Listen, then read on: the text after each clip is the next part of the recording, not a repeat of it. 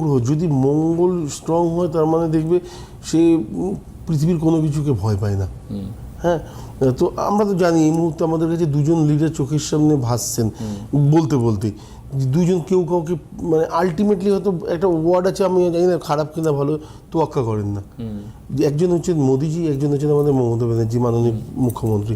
তো এই দুজনকে দেখো, দুজনের মনের মধ্যে কিন্তু কোথাও লড়াই করার তাগিদে কোনো ভয় নেই। একজন আমেরিকাকেও চোখ রাঙিয়ে দিচ্ছেন, একজন কেন্দ্রকেও চোখ রাঙাচ্ছেন, নিজের জায়গাতেও নিজে অনড় থাকছেন এবং তার নিজের কাজটা সেভাবে করার চেষ্টা করছেন, বা বহুবার মানে কি বলবো ঘাত প্রতিঘাতের পরে মুখ্যমন্ত্রী পদ অবধি পৌঁছানো।